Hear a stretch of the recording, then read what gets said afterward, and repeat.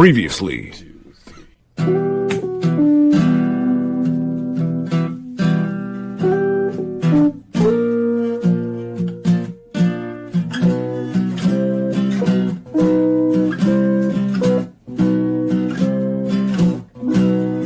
X-Rated, the X-Men animated review show. Oh, I never get tired of this part. Hello and welcome to X-Rated, the X-Men animated review show, X-Rated Evolution. It's what you want. I'm just opening the door for you. That's right. And I am your doorman, St. John Skellardice. Where's your buddies? Oh, they're here. They're here. Don't worry about that, Wolverine. Yeah. My we'll call him the chairman if I'm the doorman. To my door. He's the chair to my door. Or the knob to my door. I don't know. Anyway, whatever. I think we're getting worse. We're getting far worse. Okay. The knob to my door. Chandre Luke LeBeau is here. I just don't want you to be seen with me. It's dangerous. Oh, Shetty. Well, you know what? Some things are worth the danger, and it's exciting. Mm-hmm. But you know who else is here? From our very, very network, Swear to Pod network. Sandro Luketic is here. Yeah. This just needs me to trouble hunting you down. I'm just the knob. Perfect. Volunteering to be the knob. What a great guy.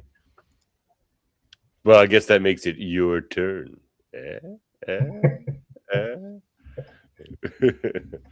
How's it going, everybody? It's a happy Tuesday. It is a happy Tuesday. Mm-hmm. Going pretty well. I've been looking forward to this one for quite some time.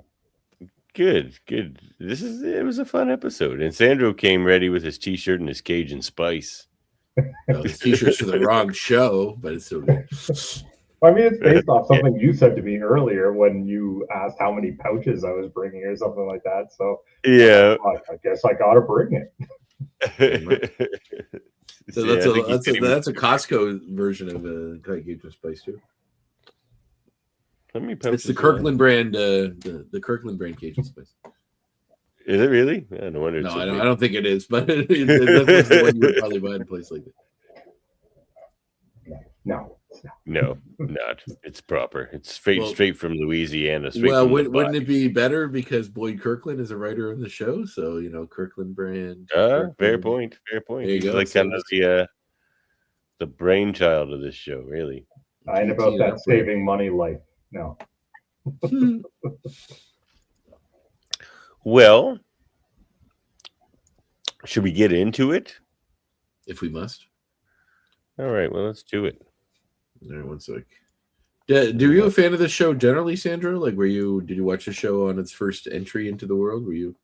I didn't watch it on its first entry, like when it was coming out week to week, but not long after the full run had finished, I went and watched through the whole thing from start to finish. And then thereafter, I watched like episodes here and there. And when I was on for Mindbender, I said, let me know when you get to Cajun Spice because I am a huge Gambit fan. And after X-Men, I don't know what you would call it, the animated series, Gambit only shows up as a bit player in both this as well as Wolverine and the X-Men. He's only in a couple of episodes. So it's like, I got to get my opportunity to get in when this is an option. When the Gambit's hot. Yeah. And the Gambit is What spicy. you think they doing up there? Well, he's going to make a name for himself up here. Gonna make me of himself up there. His shout. Is that English? No. I don't think that last one was, no. Ooh, we're going to make a name for myself. Woo. All right, well, let's get into it then, since we're all trying. The name is Gambit. Remember it. Oh, come on, man. Don't break my heart this early. Oh, he's coming back. Don't think he's not. You can get that on our Redbubble right there. It's like Apocalypse, at the end of the show, Apocalypse picked up the card and looked at it. Like, he's definitely coming back as the Horseman of Apocalypse. I know. Oh, yeah. But like the way that they did that episode, it was so. Oh, it good, was- and it. I honestly wish they would just leave him dead. It was so good that like it seems to ruin it by bringing him, not ruin it, but just it diminishes it by bringing him back. But Don't bring it back as a cliffhanger. Just bring it back when it's actually time to jump into that storyline, and let us, be heartbroken for an entire off season. So. yeah, fair enough. Like at the end of like the third season, bring him back maybe. But Yeah. I feel like they didn't deal with the blowback of killing Gambit in season 1 of the show, so they're just like they had to just put that out there for people to just like leave them alone. Yeah, maybe. I mean, it's good TV. It makes you interested in what's coming. The end of season 1 has left a lot of lingering pieces that are going to be picked up. That you want to see what's going to happen. So, boom. Here we are, Cartoon Palace. Yeah, encoded by Shadow Armor Cartoon Palace. What encoded? What does that mean? This episode was totally secured by. How are they put on DVDs now? No, this is from a pirated thing. This is before we could get it on Disney Plus, so it's the only place I could get the files. Now that's on Disney Plus, I could bring it up on there, but I just had it here. You can actually stream every episode of the show on archives, like Internet Archives. Oh, really? Yeah, that's right. Yeah, that's where I get it. Oh, that's cool. I didn't know that. If you Google the episode, it'll come up with a page that you can watch every single episode. But would Disney be pleased with that, do you think? Probably not. And the animated series is on there too. Yep. How about X-Men 97? No new stuff really. Mm-hmm. It's archive, not newshit.org. Mm-hmm. Don't speak too loudly about this pirating Disney bullshit, because you'll be in the same boat as Tatiana Maslany. Out to lunch. Quitting? Yeah, well, essentially. All right, yes, all new on the she doesn't want to WB. deal with their like AI bullshit and whatever. No, she quit because of the Jimmy Kimmel thing. Well, I don't know if she quit, but she was very vocal about not wanting to work with Disney because of the Jimmy Kimmel thing when they like Trump told them to get rid of him, and they did. Yeah. Because everyone is spineless toads. So here we are. Yeah, for some Cajun Spice Chow. So we see Rogue is having a dream in which she is being chased by a bunch of arms and then a giant statue version of Mystique, who we know as she previously pushed off a cliff. She sure did. In fact, this very cliff that she's standing on right there. Like Charlie Xavier's like, hey, let's really hammer home the trauma by bringing her to the place where she was at her lowest. Why is Xavier placing his gazebos at the edge of a cliff? That's the it is a nice view. I'll give him credit for that. It is quite nice. Rogue wasn't at her lowest. Mystique was after, but no, that's a good point. Even lower. Thing is, this Mystique has shown she can turn into a bird or a bug or anything pretty easily, so she should have been fine, and I'm sure she is fine. But I have a question about the geographic location of Xavier's school. Of Westchester? Yeah, I was thinking that very same thing. So, by the place is called Bayville, which would imply that there's a bay nearby. People around big lakes there's bays and lakes, like, the Georgian Bay and things like that.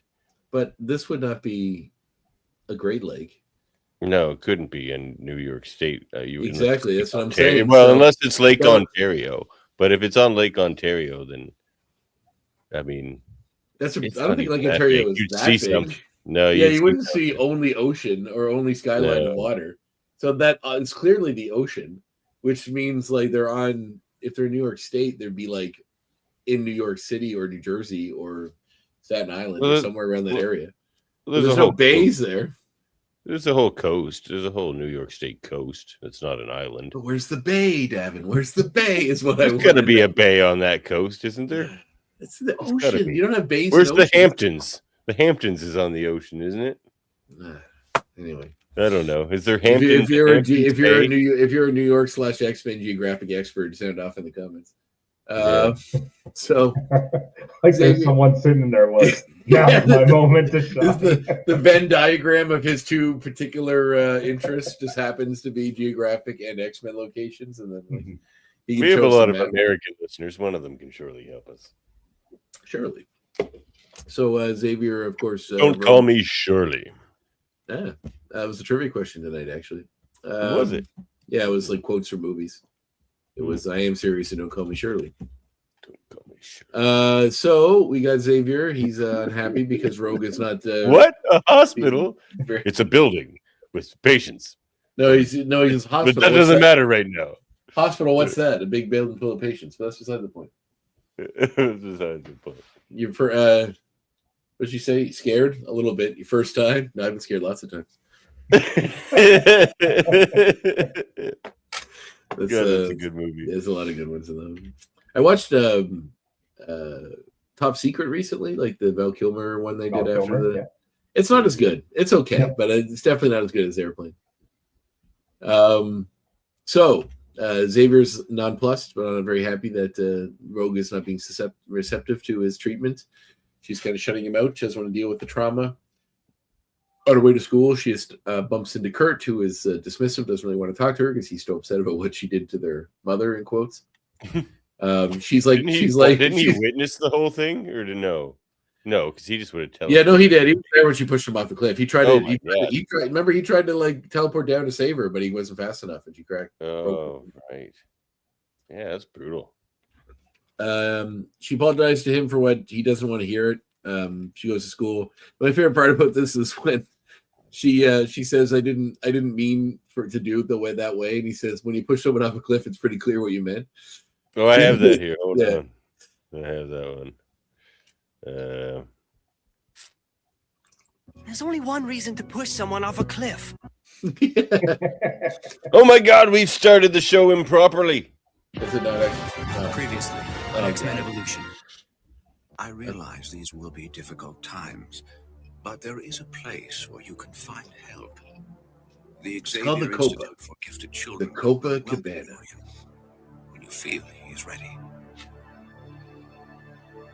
It's called the Boy Scouts, Leech. There's a place you can go. It's called the Copa Cabana. It's the hottest called place. The YMCA. Yeah. All right. How do you feel about Jesus, Leech?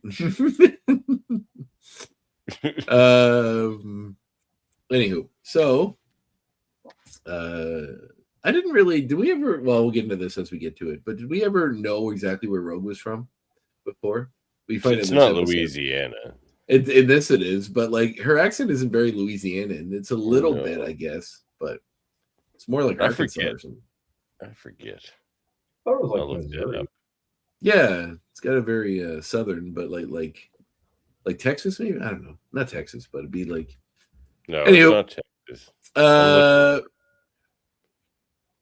Kurt addressed a recent rumor that Rogue was planning on leaving the team. Rogue still unsure, admits she has plans, but she's not sure. Georgia, that's what I thought. Yeah, that makes sense. Yeah. But in this, it's Louisiana. Oh, and then wait, what? Oh, it was originally presented as being Georgia, then it was changed to Caldecott County, Mississippi. Oh, well, it's Louisiana in this. She was born in a commune near the Mississippi River to hippie parents, Owen and Priscilla. Oh, Priscilla. I love, like, we need some hick sounding names. Let's go with Priscilla. I want the story where she like hangs out with her hippie parents. That would be fun. Yeah. So she walks by. Remy grabs her by the arm.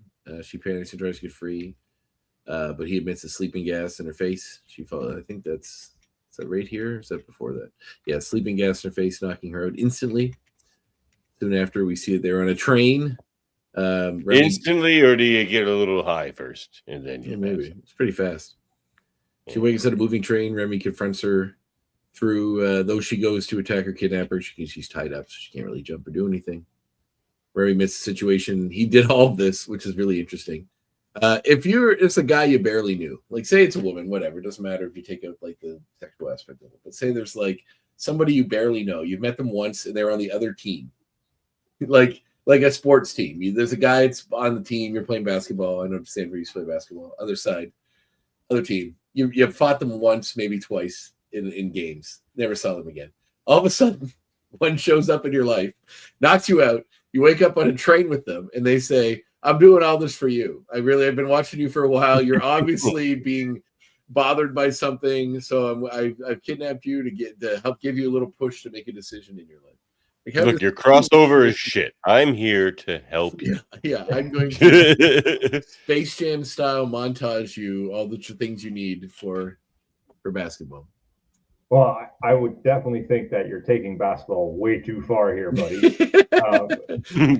He's like the Professor Zoom of basketball, like or the Reverse Flash. Like he's so psychotic about it that he needs to like kill everyone in your family to make you give you the strive you need to be a better basketball player.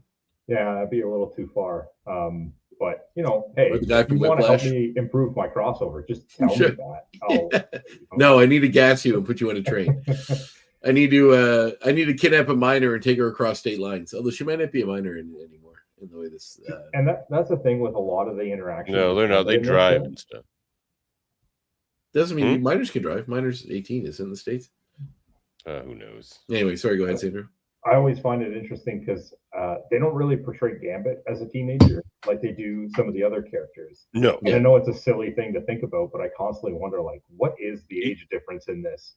If Gambit is almost portrayed like an adult, like almost like on Wolverine. It's enough. I would say he's like 30 at least, or something like late 20s. Yeah, late so 20s. I'm thinking. It feels a little bit more off-putting when they're kind of forcing this like romantic relationship between the two of them than it does in the original show. Well, she's still in high school, so Yes. there's that too, right? I mean, she's definitely like 18 at the oldest. So he's like, "Oh, it's a fair play, Shady. She's 18." But not 18, because Scott graduated, right? Yeah. So they could be 19 now. Yeah, so she could be 18. She's still in high school, so she's younger than Scott and Jean. Look, stop being an apologist for Gambit's statutory rape attempt. I am not. I am against it. Believe women, Devin. The thing is, they're so vague with Gambit in this that, you know, he could just be like early 20s, right? Yeah. I was going to say, Sandra's the one that showed up here to defend Gambit. Don't look at me. Like, change his title like Sandro and then like Gambit apologist underneath. Remember that time he worked with the Marauders to kill the Morlocks? Oh, yeah. Well, it's different time. I'm very critical of Gambit in this episode. I mean, even from the first scene here, like he uses his bow staff to drug her, which I found weird to begin with. Like, the audio of it's crazy. Like, I have that here. Hold on 1 second. It's like a knockout gas that he just always has in his bow staff. You are way too tense, Sherry, and I have just the thing for you. Something to help you relax. A room. I was like, is this Gambit or Bill Cosby? Like, I was like, what the fuck am I listening to? You say Rogue. Yeah, that's right. You just need to relax and take one of these disco biscuits that I have over here. Yes, I eat. That's funny. So, he said that he's here to help her, give her a little push into making the decision which one's the next part of her life. We see Bobby and Sam are going to the Institute. We see them all using their powers in fun ways to learn. Well, multiple, I guess he's just called in this, not man. Yeah. Is splitting into 3 to read books. Man, how great would it be if you could split into multiple versions of yourself and read 3 books at once and retain it all? That'd be so nice. Oh my god, I'd actually be able to read done. books. I'd have my comics read. Like, you get so much reading done. Watch movies, play video games, catch up on everything, man. Imagine how many episodes of BS Bargain Bin there would be. I could catch them all. I could listen. I have the time to listen to all of them.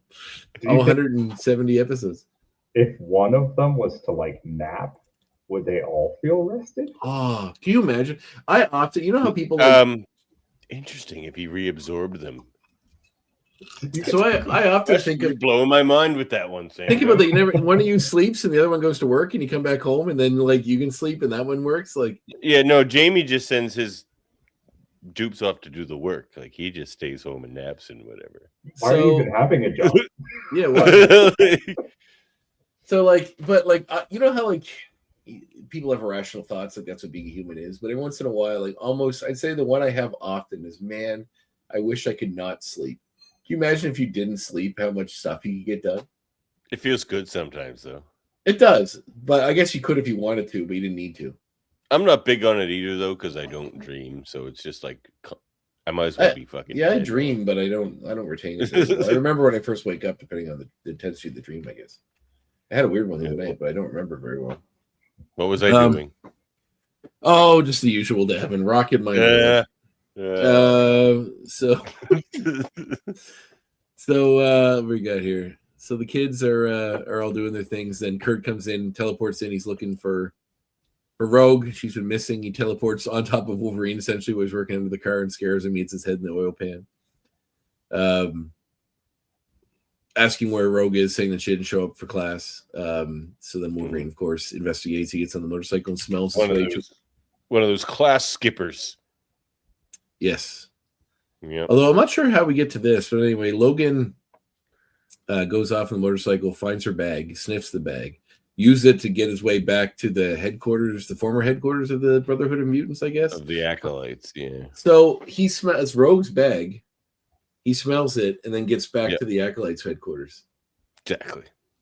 Why? Because he smelled Gambit on the bag and could go all the way back to where, like, I get smelling Gambit, but maybe he just knew where the Brotherhood was and went. Yeah, exactly right. He smelled something. It made him want to go somewhere to do a thing and confront somebody. So he went to do But he recognized that it was Gambit's smell and then went to. Yeah. And then we see. I definitely think that he knows where the Brotherhood is. It was just getting Gambit sent. So what's gave it the idea. That would not be hard for Wolverine. Couldn't he have just broke in and fucked up the Acolytes anytime he wanted to then? Because he got in pretty easily this time. Yes, but why Wolverine didn't he? can do that to anybody he wants all the time. Then why didn't he? He kind of does if you read Wolverine solo comics. He but I'm talking about in this world. We're working in this continuity, in this world. So anyway, we see John. Because in this world, he's just like old dad Professor Wolverine. Yeah, I think it is a little bit more about setting an example for the younger mutants. You said he's more long game.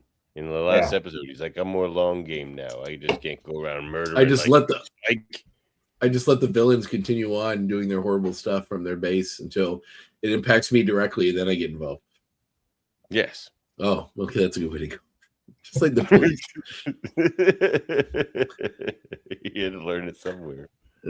So we see Pyro is amusing himself by constantly rewatching on a loop the video of Magneto getting seemingly killed, in quotes. He's so weird. Yeah, I love this Pyro. He's so like, much. woohoo! He just keeps scene, watching it on a loop, and he's enjoying himself. So obviously, he wasn't a fan of Magneto. I got a good chuckle out of this. I I did really enjoy that too. Colossus biled and went back to Russia. Biled? Out playing with a big ball of yarn somewhere, and Gambit didn't leave a note on the fridge. I'm blowing an X point, but they finally made him Australian. I was going to say he sounds a little more Australian than he is English. He sounds a little, but like he's not quite all the way Australian. It comes through a little bit, but not in everything. Yeah, exactly. It sounds like he was like English by Australia or vice versa. It just goes to show how inept he is in combat, though. Wolverine takes care of him in the blink of an eye with no help. Oh yeah, Basically, well, I mean, basically, he just Pyro's out of his league. There, he makes a giant flame bird, but they're a dragon. But then Wolverine just slices off his the tubes to the oil that he disperses through his thing, and instantly is powerless. So then he just says he doesn't know. Everybody pissed off after Magneto seemingly died. Like he says seemingly, because we know he's coming back. It's funny, yeah. Also, Mystique seemingly died. So we see he basically tells them they doesn't know what happened to any of them. But especially Remy. Remy just didn't leave and disappeared and didn't leave a note. So he, Wolverine leaves him, and to clear up his depression of getting beat up, he keeps watching Magneto keep dying. He shrugs off that ass kicking very quickly. Like he's like, I know what'll turn my frown upside down. And he just starts chuckling away again. It's just like you got owned in seconds, and you're just like, whatever. Because he's a proper Australian Pyro. He grew up playing like Aussie rules football. He's got a giant facility with nobody else in it. He can do whatever he wants. He's got free room and board. There's probably like money and shit around there too. So what is he worried about? Yeah, Magneto has money lying around everywhere. He can probably just pull gold out of the earth. So if he ever needs money, or just pick up an ATM and rip it in half and take all the money out of it if he needs money. So it's I would assume that's what he does rather than pull out the gold and refine it and find a buyer. Well, most people don't know this about Magneto, but he's actually a champion smelter. He just smelts gold. He just smelts Pure gold, smelts it into gold bars. He's not Can you imagine- responsible like multiple getting a day job 9 to 5 and earning his money. Can you imagine like how insane it would be to have an ability like that where you could just like fly, Smells like, or well, yeah, no, I mean you could do that, but like just think if you could walk by an ATM or whatever into a bank vault and just rip it in half, take everything you need out of it, and then like insurance would cover whatever happened to them, and you would have all the money you probably need in the world to do whatever you want till you run out of it, and then have to do it again. But it's be pretty amazing.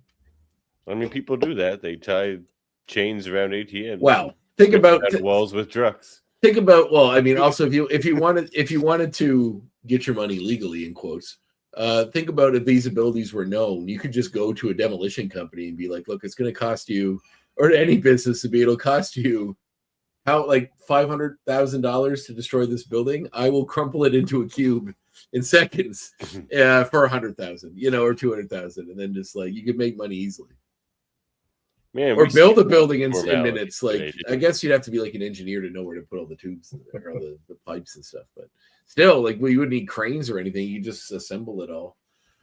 Have an engineer standing beside you telling you where to put what. I suppose better late than never. We're here to review X-Men Evolution Season 4, Episode 6, Cajun Spice. Written by Michael Merton, Greg Johnson, and directed by friend of the show, Frankie P. Frank Poor. Frankie P. Yep. It's a shame we didn't get to talk to the girl who did the voice of Rogue after we did this episode, because there's a lot of her. This is like the real showcase for her.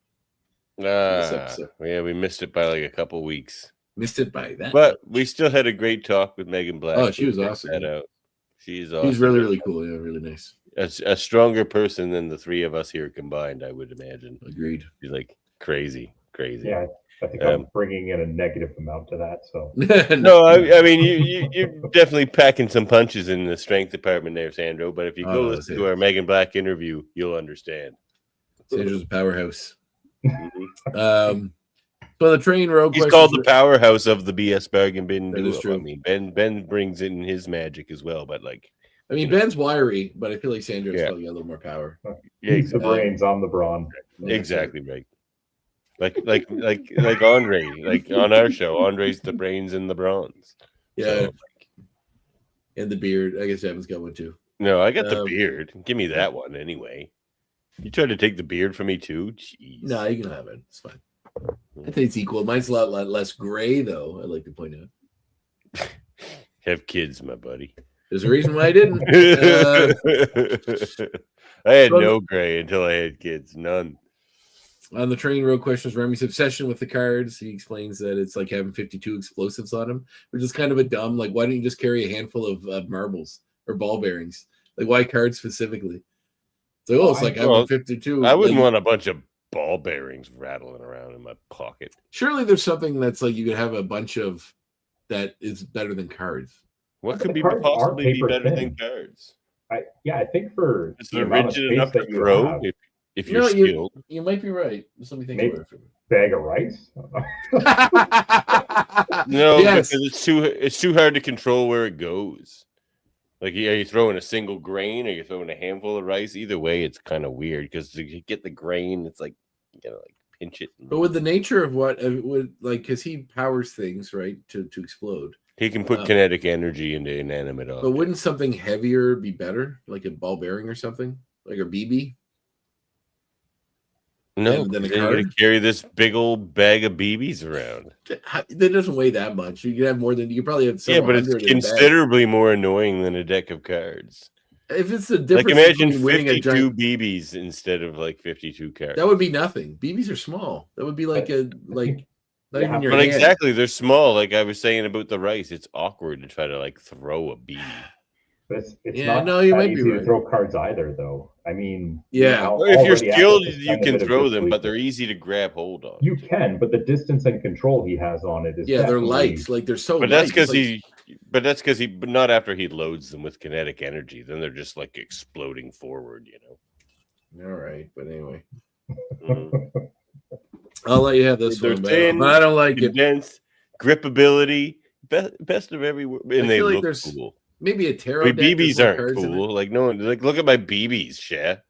Like, that's not cool. What if he carried a book and then ripped? I like to page out save every this time? BB for last, yeah. What if he carried a book and then ripped every page out, like a 100, 200-page novel? You just like same difference. Well, Wouldn't it be better? You could have more at Or once. you That's could more than not 52. destroy a book and just throw cards. Well, he's destroying a pack of cards, so obviously, like, just buy a popular book that everybody, there's lots of copies. You're not really ruining. Oh, a Just jigsaw buy the Da puzzle. Vinci Code. He He should just carry. throws the Da Vinci Maybe, Code at maybe he everybody. should carry around a jigsaw puzzle, and he can throw the puzzle pieces. And Again, you have to carry a jigsaw puzzle. 1,000 piece jigsaw puzzle. That's 948 more multiple explosives you'd have available Yeah, to but him. like 1,000-piece puzzles in a You book. can carry a briefcase. He's got a big trench coat. Just open the puzzles, fill your pockets with puzzle pieces, and then you're ready. You just pull puzzle pieces and throw them. You call them. You're really making the deck of cards sound like genius on the writer's part.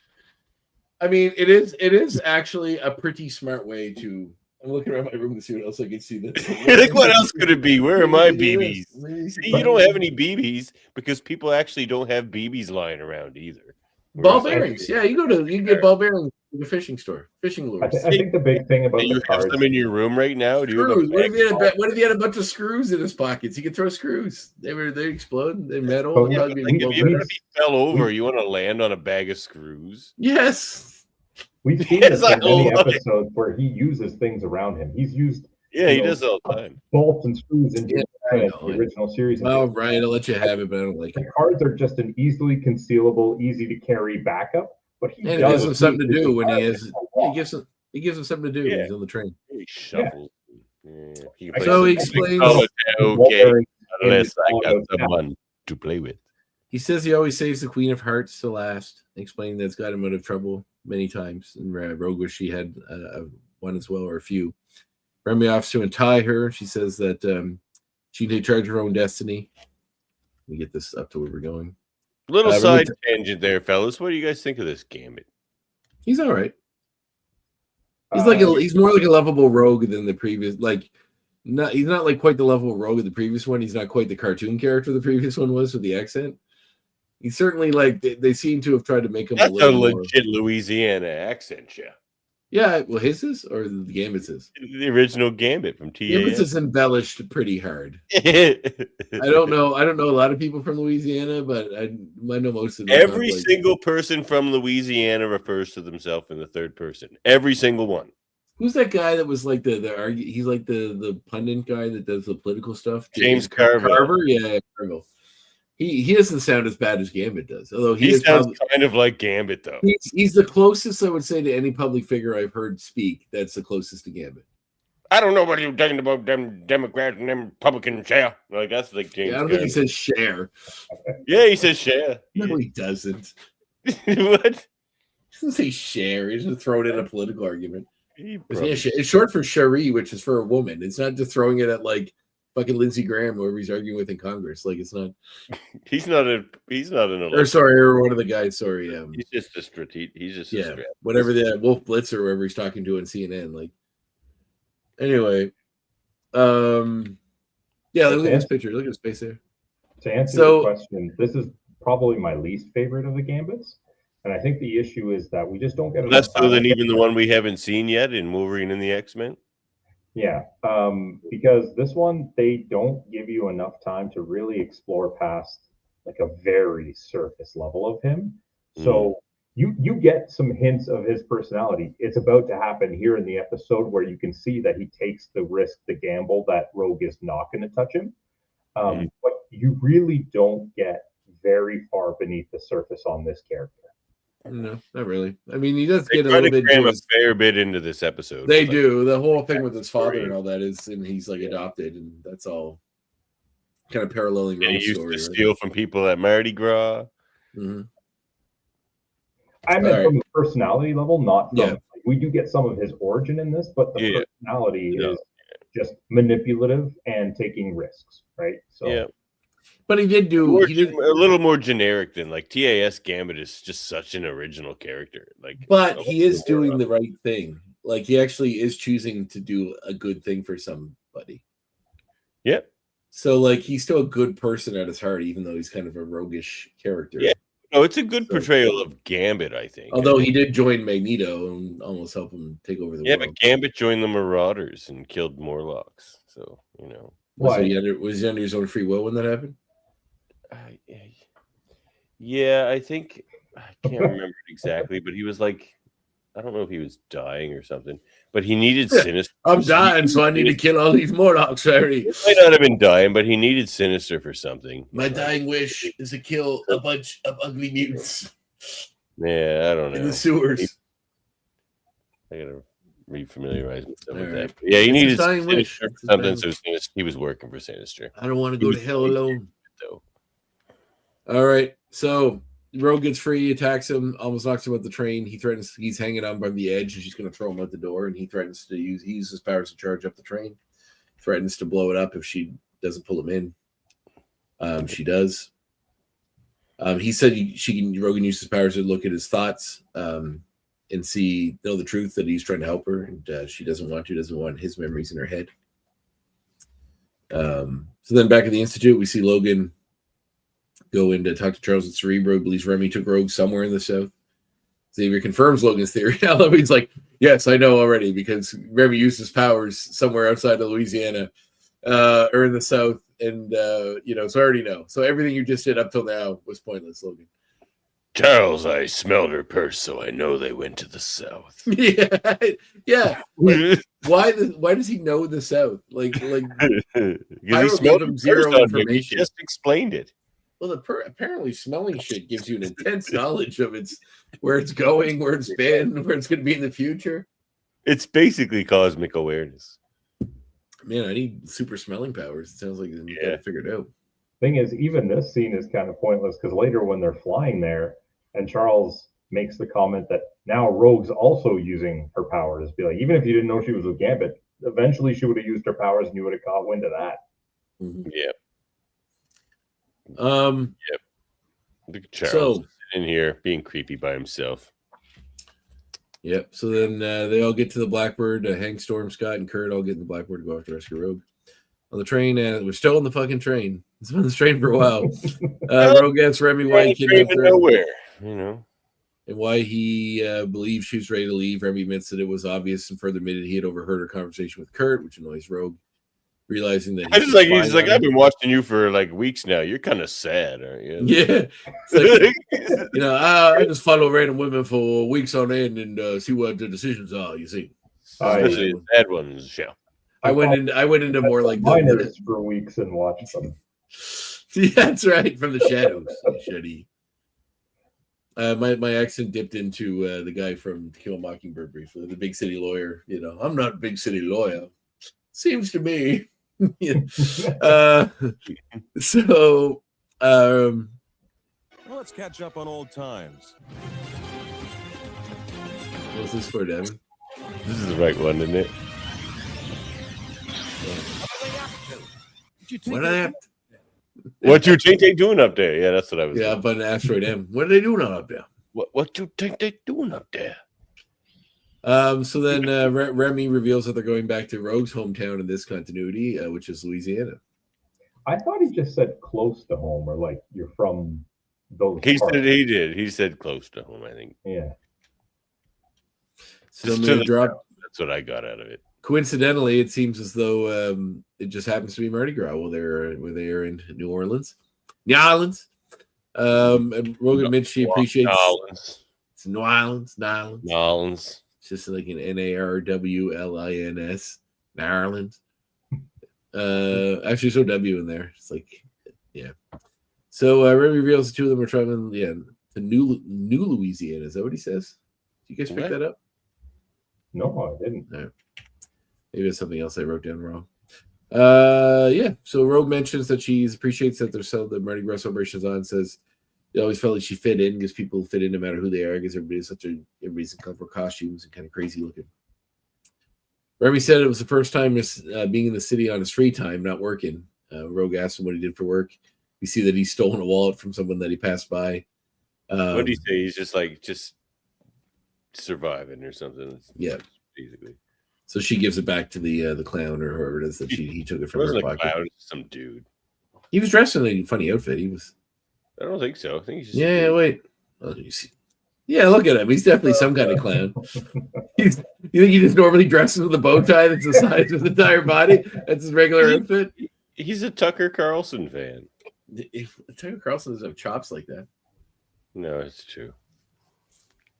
Tucker Carlson also hasn't worn a bow tie since facial hair if he bet his life on it. What? Tucker Carlson also hasn't worn a bow tie since he was a talking head on that like CNN show where it was like a Republican versus a Democrat. The one when Jon Stewart went on, it made him look like a total idiot, and then he was off the show shortly after. Jon Stewart's like pleading with them to actually report the news instead of just like stupid pundit shit. And he's like, "Well, shouldn't you be doing that?" And Jon Stewart's like, "I'm on a comedy show on the Comedy Network. My show's before." It's like before my show is another show about puppets crank calling people. Like I shouldn't be the one looking for real news here. Sadly enough, they are though. Anyway, so anyway, we see them hanging out. I find puppets who make crank calls quite insightful. Crank anchors did bring a lot of insight into the plight of the felted American. Mm-hmm. And their place in the grand scheme of things. So we see more Remy backstory as him and Rogue are hanging out in a bar. What are we at here? Two mutants walk into a bar. The start of a joke, but I don't know the end, so I'll let you know if I think of somewhere to go with that. Rogue asks how long he's been a thief. Remy mentions it runs in the family. Rogue asks if his father was one. He says he disliked his father. He says not if you call him that or not much of one or something to that effect. You find out that they're both adopted. Yes, he said like something like just because someone adopts you doesn't mean they're your father, your parent. Yeah. So then they are attacked by a man named Julian, which is my middle name. Rogue's just like, yeah, I was adopted by a shapeshifter, but it beat those lousy beatniks down by the river. Down by the river. you cut to like two people that look like. Remember when Ned talks about his parents that were like the beatniks? Yeah, lousy beatniks. And they like got the berets on. They're like, we don't take rules, man. Yep. Hey. Well, we get a kitty fight. You just settle your role there down there, Riley. Or Riley. Who is it? Riley? It's Ripley. It's not Ripley. It's Frodo and Lebowski. Probably more Frodo. Sorry, Lebowski. Just a kidding. Yes or no? So, so they get attacked by Julian and his men. Julian has a staff similar to Remy's, as we see.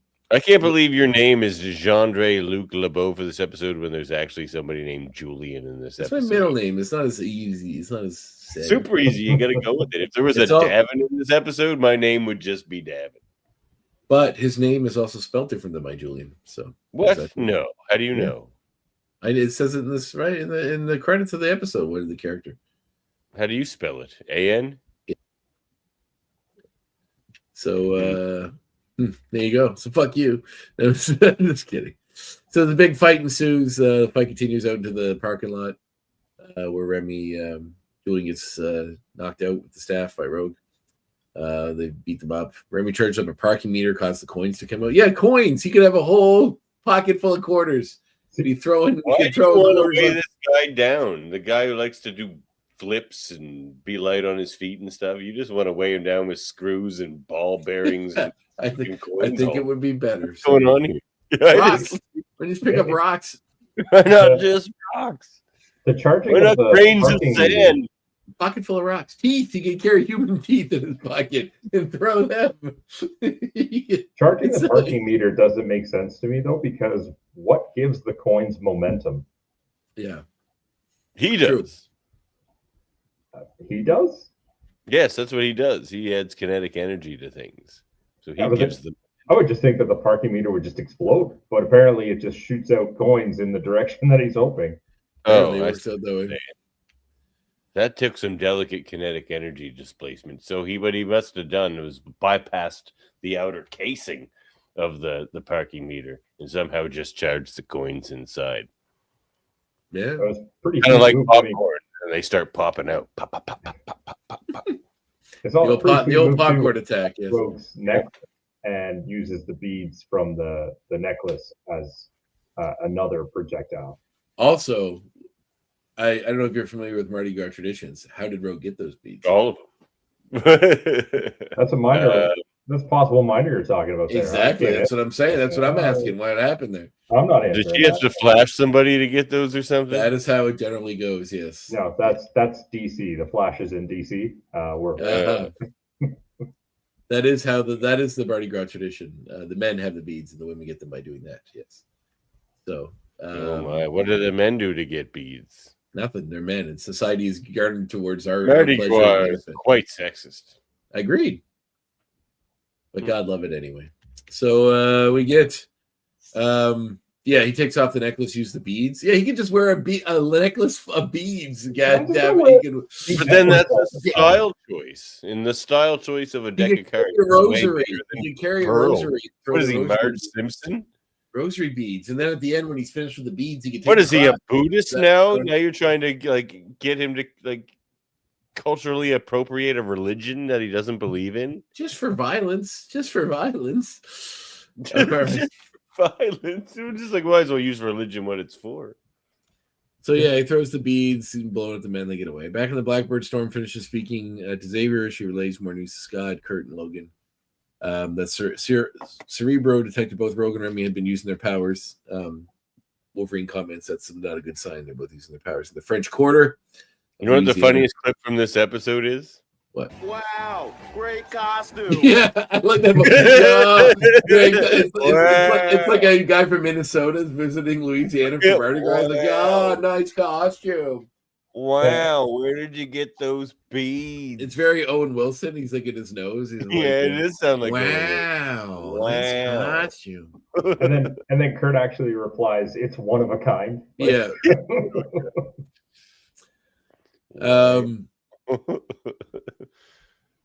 So then we see Rogue down below. Rogue brings up a memory sheet. The rafting boat going. Oh, that's coming up. That's a little bit. So Rogue touched one of the bad guys. Got a view of Remy's father being tied up somewhere. She brings up the memory she had and asks Remy about association with the Thieves Guild. She knows a lot about Remy now due to touching Remy and this other guy. She knows he's full of shit. He says he's no longer Remy yet. No, he touched the other guy. Sorry. Yeah. He's no longer part of that. Rogue mentions that she knows about the rival family, the Rippers, which is kind of a dumb name. Like Jesse and the Rippers. Is this where Full House? Like was Jesse affiliated with the Thieves Guild Alternative in Full House? Have mercy. Was he? That's a reference too. Very nice. Why not just call them the Assassin's Guild? Like, I mean, that's what we knew them as. Probably because this is like a time period. This is like when WWE Raw is War changed their name just WWE Raw because like any reference to war or violence kind of got taken off TV.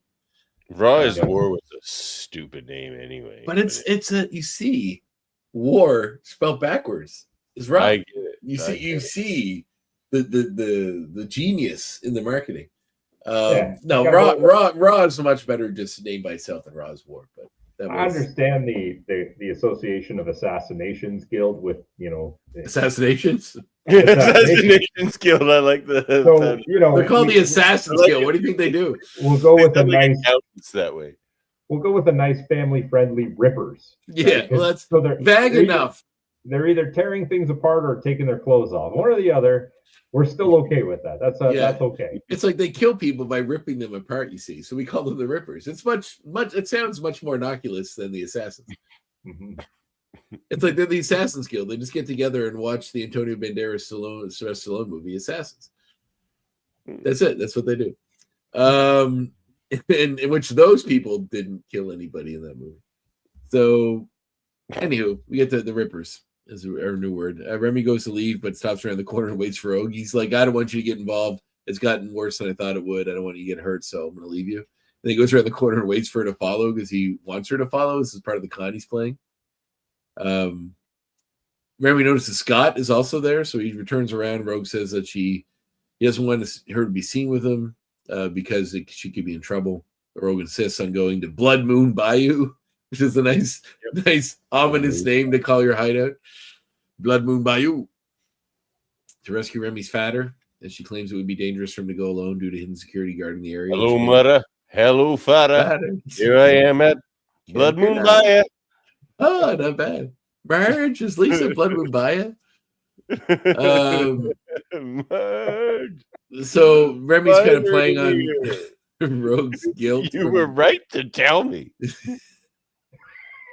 I forgot about that part. You were right to tell me. Oh God.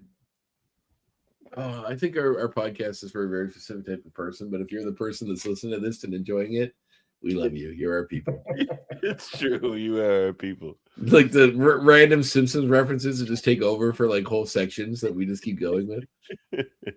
Well, I do miss my Simpsons podcast. You had 6 episodes of that show, didn't you? No, we got into season 2. Oh, you see, you had like 8 episodes of that show? Yeah, probably more like Season 1 was only like 10 20. episodes, man. So you didn't even get into any of the good episodes. Yeah, 3 is what Oh, really. no, there were some good ones. There were some surprisingly good ones in season 1, actually. 3 is when it really hits the stride, I think. But there is some good ones in there too. Yeah.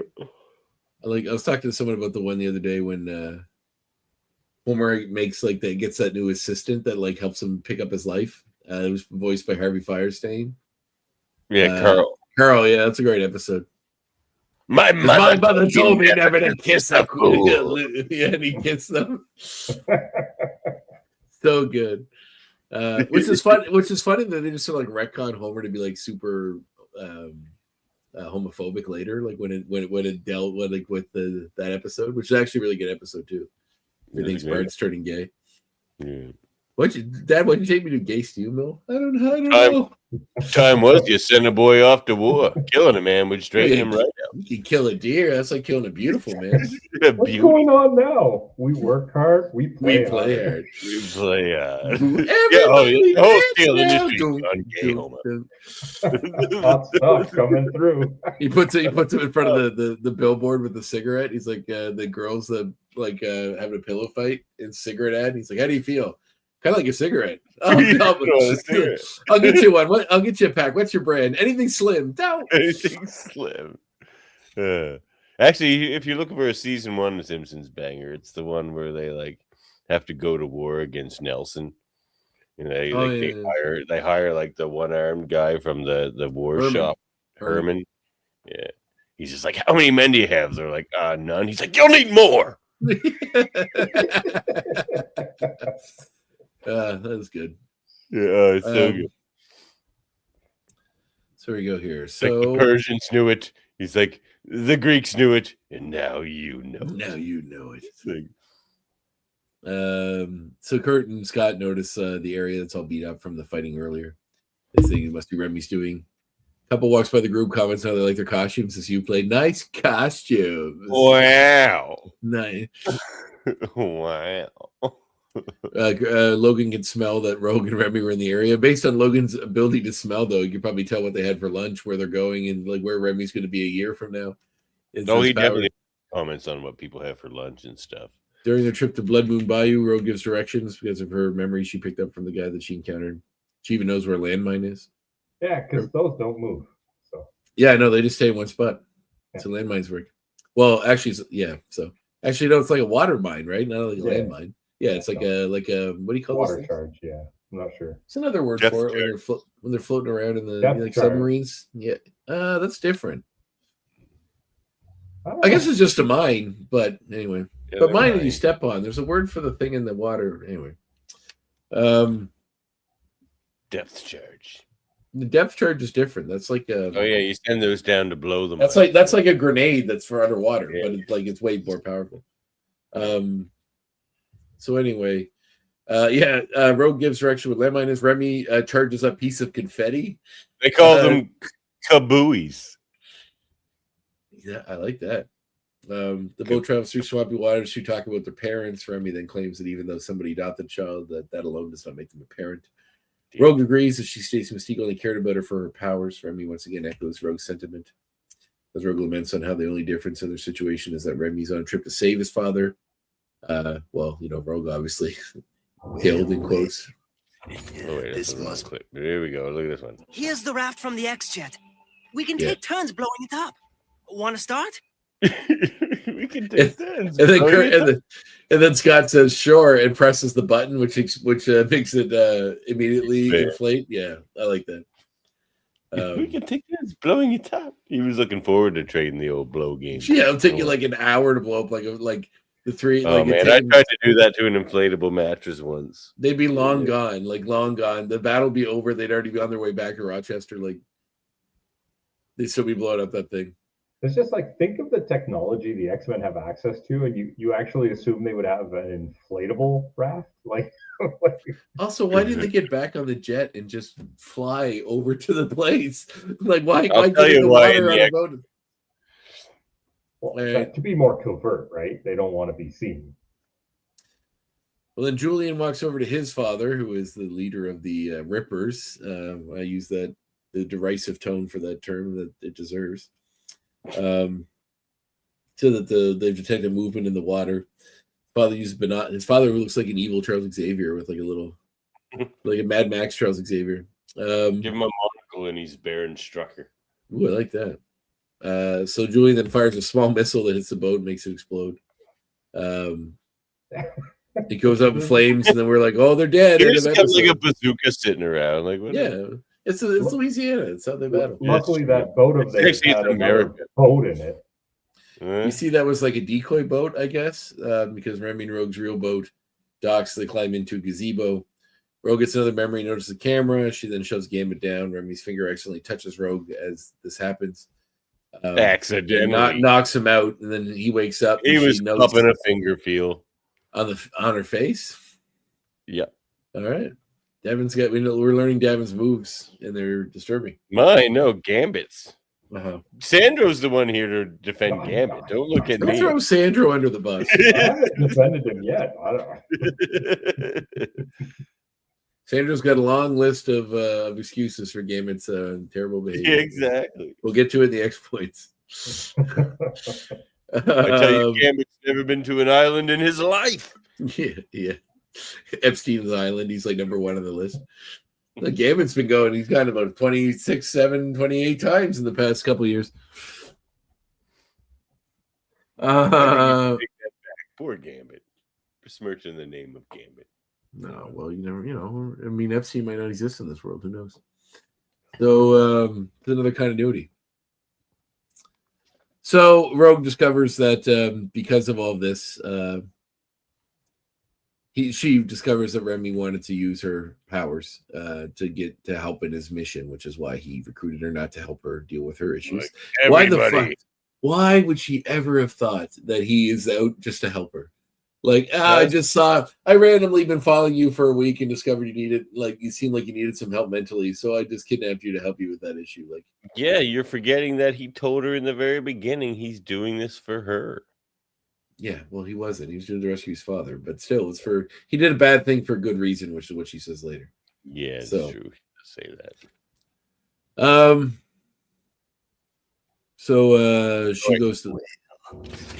This must be Father-Son Day. This must be Father-Son. So Rogue walks away. And when her hair's wet, it gets longer, as we see. It does happen with hair. It does happen with curly hair, but hers isn't. I don't know. Or bouncy hair. Bouncy hair? What's bouncy hair? She's got a very bouncy hair. Remember Rogue from TAS? Very bouncy. This is a different Rogue. Her hair looked curly in Rogue TAS or X-Men TAS. So Remy heads in anyway because he has a mission to accomplish, enact the plan by himself. As he enters, he grabs an object, charges it up, allows it to roll onto the Ripper inside. Remy enters the room. His father's held and frees him. Calls him by his name, Jean-Luc. Jean-Luc Picard. Look at that French mustache. Of course, he's Jean-Luc. Looks like Corsair, like everybody's comic book dad. That's true. Like that. Corsair's everyone's father. Actually, you know who else looks like that? Reed Richards is comic book dad. They all look exactly like that. Nathaniel Richards? Yeah, Nathaniel Richards looks exactly like that too. No, but his dad is Nathaniel Richards, isn't he? Isn't the Nathaniel Richards that is Kang a different Nathaniel Richards from the future? That's the same name. No, who is it? I don't know. Talk amongst yourselves. Look, I can Google it the amount of time we're going to go look in your comic for it. Yeah, Nathaniel Richards is Reed's father. So the Nathaniel Richards that's known as Kang is a different Nathaniel Richards from the far future. Nathaniel Richards is the same. Yeah, Nathaniel. See, there he is. Yeah. Look at his face. He looks just like that guy. The one that is Kang is a different one. Well, a distant relative or ancestor. Yeah, I have a Nathaniel Richards action figure. You don't. Anyway. I would have had a Kang one. I guess I still collect a lot of action figures, so we got a lot here. It's not an action figure, actually. It's a Hero Clicks, but still. Yeah.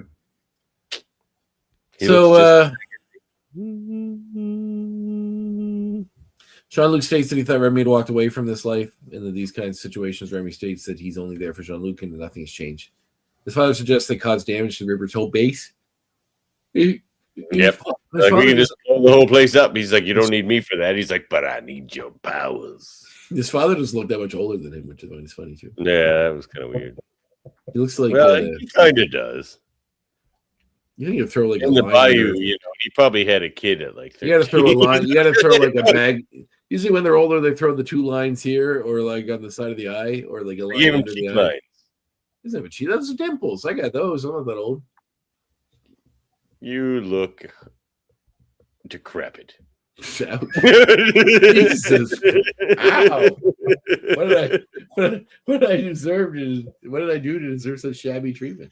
Besides accuse Remy of being a sex offender. Yeah, well, that's enough. Over and over again. So, Rogue then comes 28 times, I believe you said. Before they can escape, they're stopped by Julian and his father. The Rogue shows up to assist in the fight, and then a big old fight breaks out. But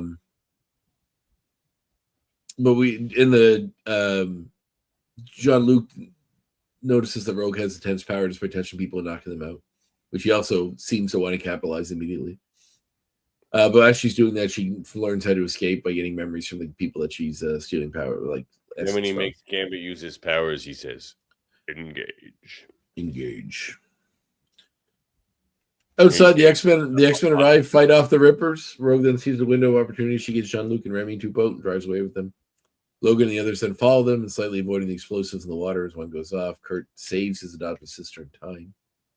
As we discover, Julian starts circling around Remy, but the latter charges up the boat, causing Julian to dive into the water.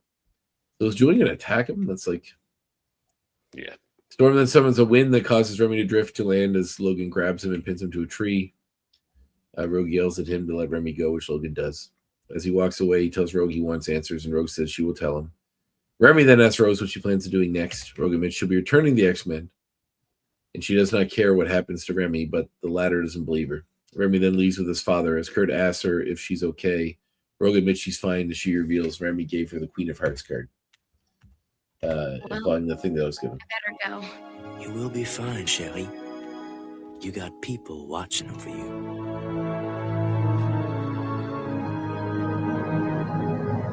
Hey, you okay? Yeah, I think so. How I am. That's the way all these things. Can I just say, look at how long her hair is in this still.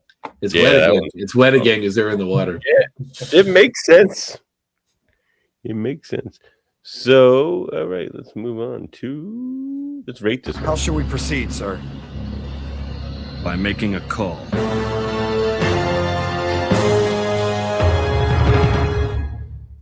You first, Andrew. 1 to X. I feel like I'm a little biased. So I'm going to try and keep that in check, and I'm going to say this is an 8 out of 10. All right. Andre?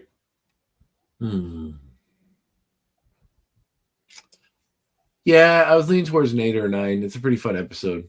We get some backstory. It's pretty fun. As far as like, I try to judge these based on what we've seen already in this show. There's very few X's, in my opinion, in this.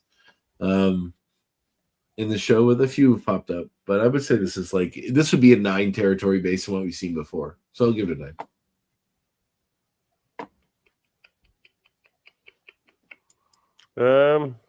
But an 8's a fair one too. It could have easily been an 8 is fair. There are a couple things that I think they could have changed to up that score. Let's talk about those. Well, okay. Well, I think the one that comes to me the most immediate, in order to perhaps give a little bit more depth to even Gambit's character is if later on you find out that his dad got himself caught in order to lure Gambit there to try and manipulate him into using the powers to blow up the mansion. Right? Oh wow, that would have been super. Because then you add this like element where the con man got conned, right? And even though it was like this, Gambit is like the master thief, he still got one upped by his father, trainer, however you want to put it. We didn't want to suspect to act in such a way, or gives you a little bit subtle like disbelief that Gambit was also partially a victim or manipulated, and then again puts a little bit more weight into when Rogue says you did the wrong thing for the right reason, right? Little changes like that I think could have bumped it up a little bit further. But with the format of the show, the shorter runtime, it's a little bit tougher to fit so much of that into it. But yeah, I think that would have really put it over the top if you had maybe cut out some earlier unnecessary scenes and just added even a minute of a reveal that Gambit was also manipulated. I was leaning well put. I was leaning towards a 9 too, but I'm actually going to dock at a point because Rogue's too young for Gambit, so I'm going to give it an 8. In this, she's too young for Gambit. Yeah, we'll give it an 8. Good episode. It was fun.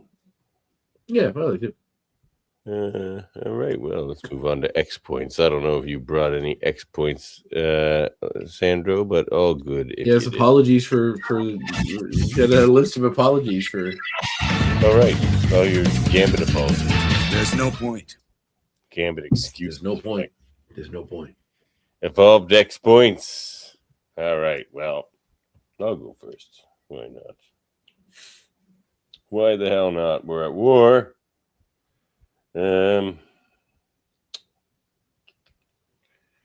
Well, Gambit in this one says Cherie instead of Cher.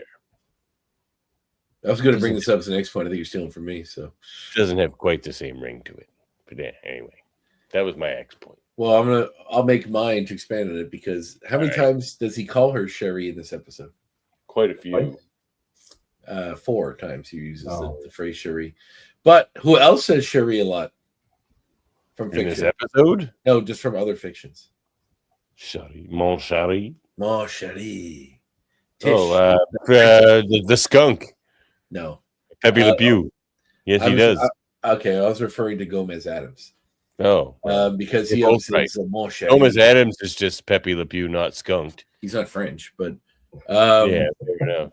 Depending on the version you follow, I guess he's Hispanic. His name is Gomez.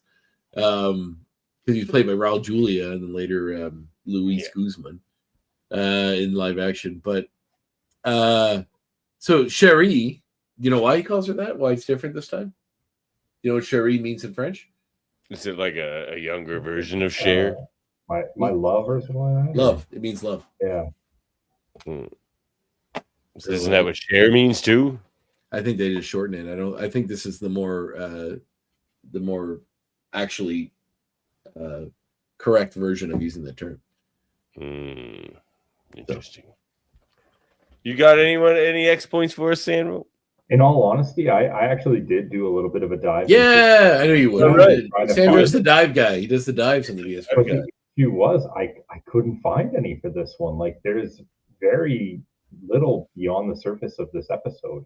That's true. So I was going to like the X-Men Evolution Wikipedia and just kind of searching online. And I couldn't find any interesting trivia for this episode. There's not. Here's one. In every other iteration we've seen of Gambit, like the bow staff is just kind of his thing. But in this, like the other guy whips out one of his bow staffs that like retracts. Or like, so like, it's just like a thieves guild in like Ripper's thing where they all have these bow staffs that like shoot out to be big. So yeah, that's a change.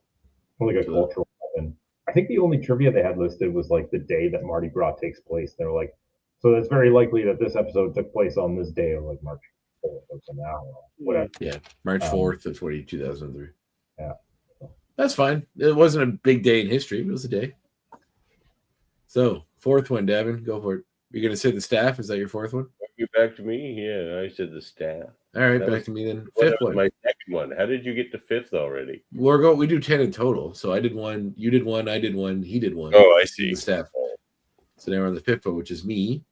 I'm gonna do I'll do this one.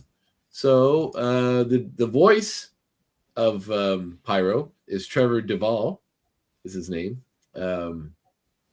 He is a native Edmonton, does a lot in Vancouver's voiceover industry. Just several notable things he's acted in recently is very relevant to us because he does the voice of Rocket Raccoon in the Cosmic Invasion Marvel game we played a couple weeks ago. Oh, that's cool. He also does the voice of MODOK in it as well. Ah, that's a cool deep dive. Yeah. So he also does several voices on Spidey and His Amazing Friends. Oh, really? Yeah. He sounded like one of them, actually. He sounds like Green Goblin. He has the same laugh. Is he Green Goblin on that? No, let me see if it lists all of his. He has to be Green Goblin on that. No, they don't list anybody really big. He's like supporting characters. He was Zola, a fisherman, a sledding person. He's in Borderlands 4. Call of Duty, Black Ops. He does a voice in that. If you're a gamer, he's in Star Wars Visions. He does a voice in that. I disagree. He's Green Goblin on that.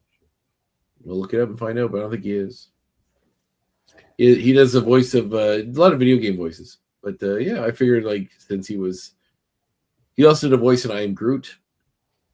He plays Beastman and He-Man the Master of the Universe cartoon, the new one, the weird cartoony one, not the Netflix one. So yeah, he's in a lot of stuff. Well, he's on the MODOK show that Patton Oswalt was on. Well, my next point is, and they made a Firebird. It's kind of a funny Phoenix nod.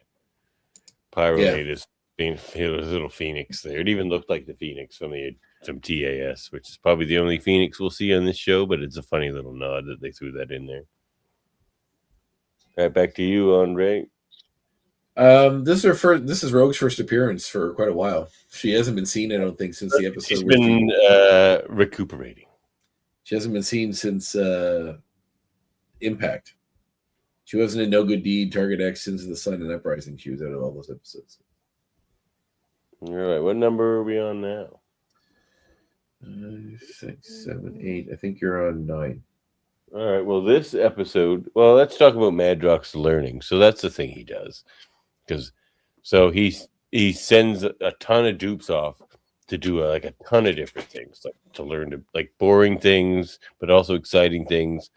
He's like, you go be an adventurer, you go be an accountant, you go do learn this science and stuff, and then he he's a genius.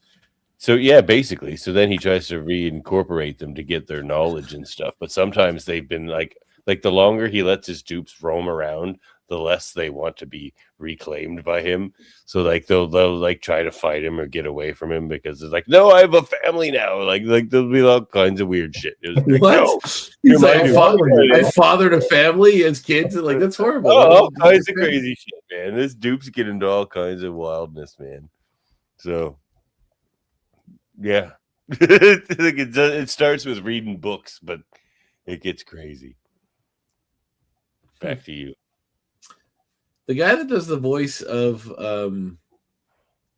the two, actually the same guy did the voice for Jean-Luc and Julian, I think. It's the same actor.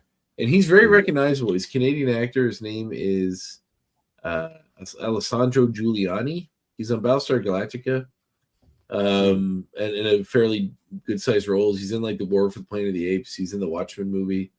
You'd recognize him to see him. So check him out. He's in Percy Jackson and the Olympians, the TV show. But he's very recognizable. I'm trying to feel there's one major role that we'd all be very familiar that he's from, but I'm just missing it. Yeah, it's Battlestar Galactica. He played Gata. Gata was a huge character. Yeah, exactly. That's what it was, Gata. So yeah, he's in a lot of other stuff since that, but that was he's a big part of that. Cool. Episode I felt X-Files. that Julian character should have been it, Bobby. For the Tad. My biggest complaint is there's no reference to the Tad in this episode. Not a single one. They attack on the day of the Tad. Maybe Mardi Gras is the day of the Tad. But there's no Tad. They don't mention Tad. I think Julian's first appearance was in the Gambit #2 issue. So really? probably just a little bit more of a nod to Gambit's kind of individual storylines. The dad. All right. Well, let's move on. Data tag. What? I didn't hit that one. I didn't mean to anyway. All right. The data tag. Oh, stop. All right. Hey, check it. Hey, check it. This is our comic reminiscences and recommendations segment. Well, one recommendation is going to be the art and the making of the X-Men 97. It's a book here. It came to me in the mail. Some piece of shit sent it to me. No, I'm just kidding. A wonderful friend. Thanks, Andre. Merry Christmas, buddy. I haven't had time to go through it yet. It's been busy times, but definitely check it out. I've gone through some of the visuals. It looks insane. It's a beautiful art. Yeah. But my other one, you'll be happy to see this, Andre. The little ones and I have started reading Bone. Yes, one of my all-time favorites. Yeah. So we're a couple of chapters at least into Bone.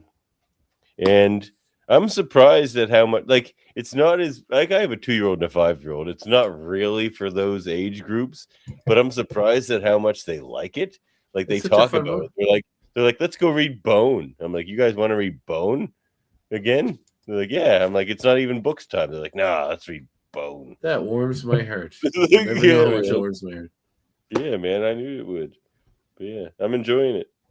I've got this big one that's got the first 3 books in it. Then I've got the one that's got the next 3 books in it.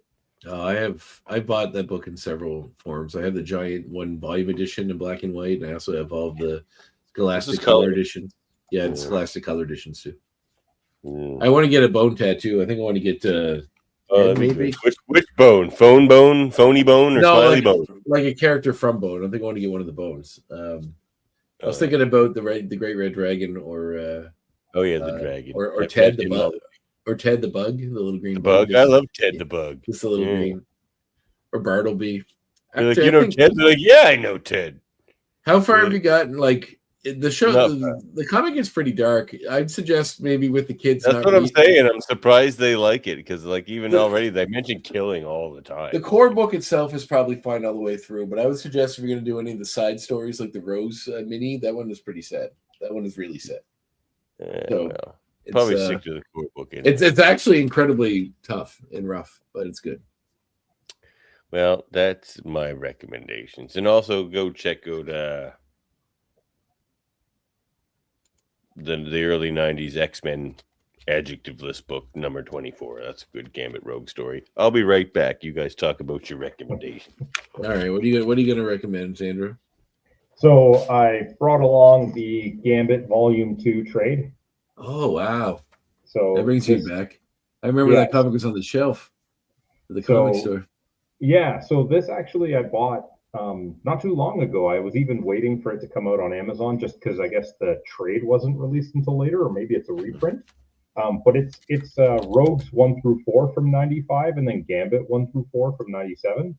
Sorry, I got so much glare on here. That's okay.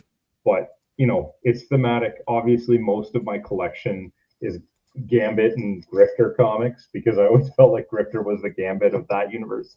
That's very interesting. Yeah, I was gonna say, like, Gambit. I haven't met a lot of people that like I know people like Gambit. I know people that really like Gambit, like where they just collect Gambit stuff. And Grifter is certainly one that hasn't come up in a way that I've been like, someone's like, I collect Grifter stuff. That's a new one for me to hear. So. I have the full run of, like, I think 3 Grifters, like, solo series. But then, not surprisingly, I also have a bunch of the Gambit ones. I have other action figures and things like that. That's why I was interested in being on there. So, the first Gambit trade classics was kind of things like the introduction of Gambit going really far back. I think this one is a little bit more interesting because you get a much later storyline, and it's more rogue oriented than the first classic volume. And I think most fans and most audiences that are familiar with Gambit kind of associate the two of them now.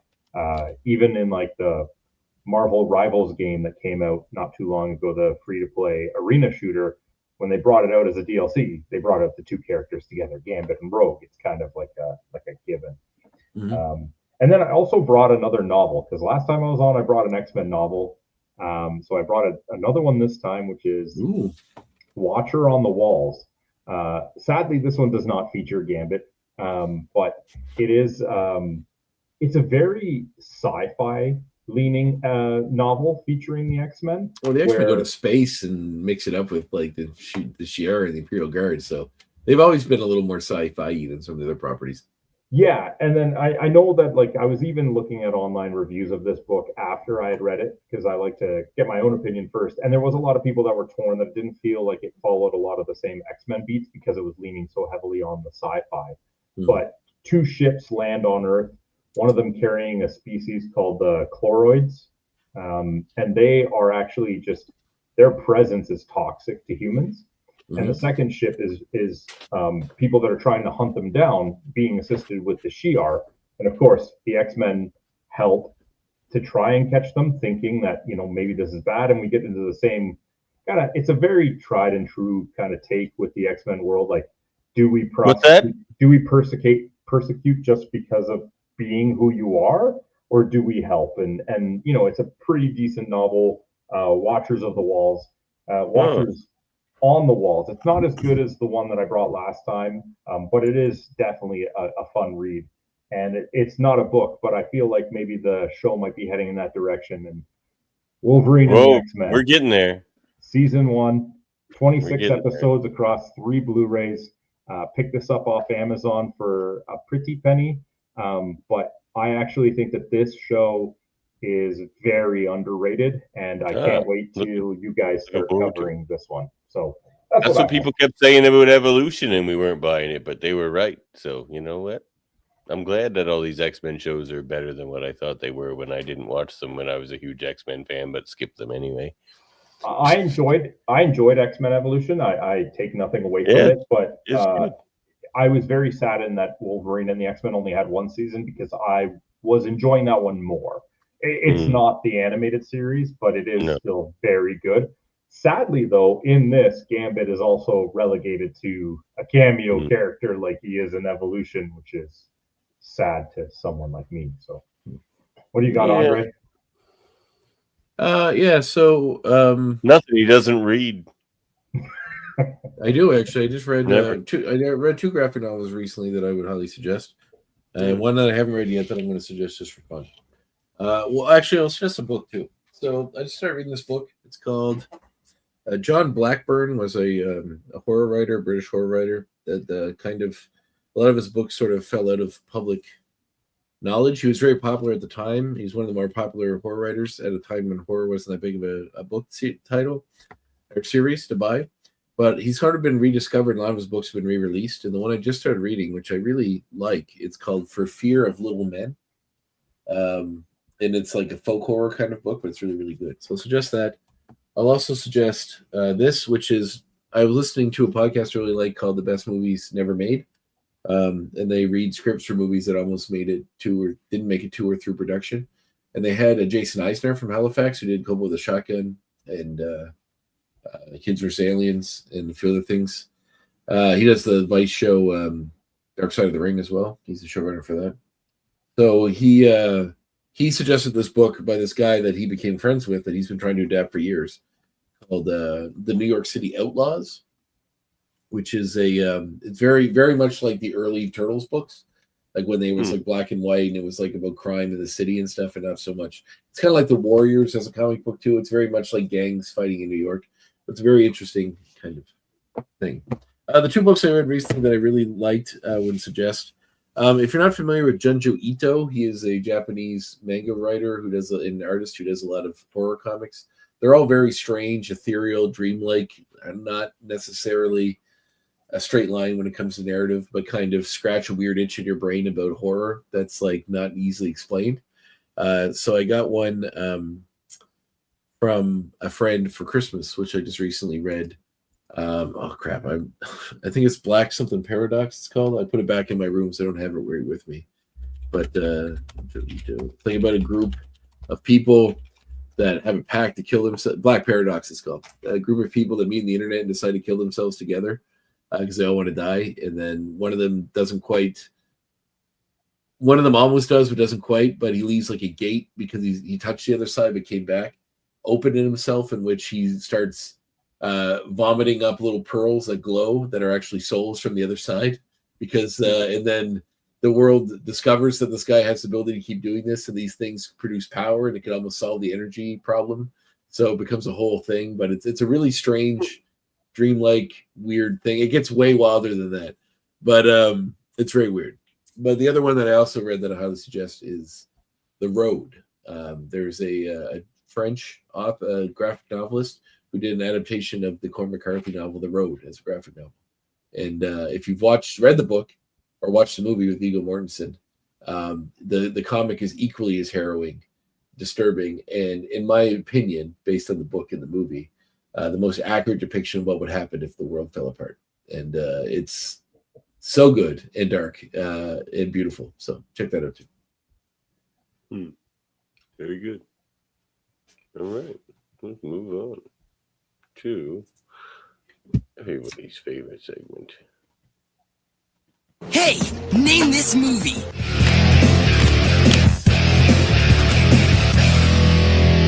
But I like movies, which is fine. It's fun. I'll go first. Go for it. I am going to, even though it's audiovisual on, I went to an audiovisual movie with Andre this week. You did. So I am going to suggest The Labyrinth. Even though going in, I told Andre, I warned him, I said, don't look directly at it. And he looked directly at it anyway. The David Bowie bulge in the pants. Yes, yes. The package. The package. I gazed into it and I saw the heavens themselves open before me. It's just like he gave it a good shake on the big screen. And I looked over at Andre. I'm like, don't look. He's like, it's too late. It's like the Ark of the Covenant. Just like, But yeah, go see The Labyrinth because it has that worm and Sir Didymus. And Sir Didymus is great. Yeah, I'm just a worm. I'm just a worm. Come on, meet the missus.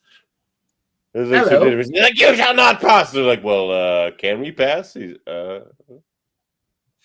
yeah. He's like, I made a solemn vow. He goes, what's your vow? That no one shall pass without my permission.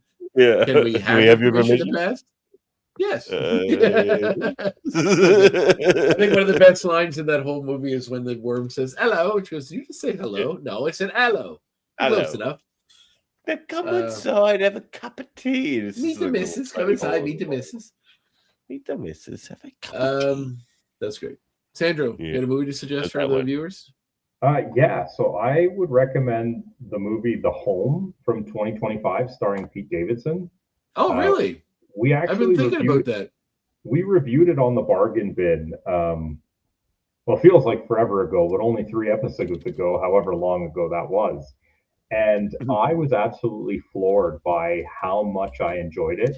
My expectations going in were, it's Pete Davidson. How is he going to do a movie that's more horror thriller based? Gets a job at a retirement home. Things don't seem quite right. And it ends up being pretty bloody in the end. But honestly, blown away. There are definitely some criticisms. Maybe check out our episode of the review after you've watched it. But such a good movie. Both Ben and I came out of it like blown away by how much we enjoyed it when we thought we had no business liking it going into it. And Davin, you'll appreciate it. The guy that played Neelix on Voyager's in it. Oh, Ethan Neil. No, Ethan Phillips. Ethan Phillips, yeah. Actually, his name cool. You know, Johnny. It's funny because I've been thinking about watching that, and I was like, I didn't really look up anything about it, so that's cool. All right. You know what else is fun about going to see a movie with Andre though? Is he like laughs at things that nobody else laughs at the movie, and it's very loud. And then he always goes in for a second one too. It's just like he shatters the silence in the theater with a laugh, and then you just wait, and then there's a backup one too, and it's really good.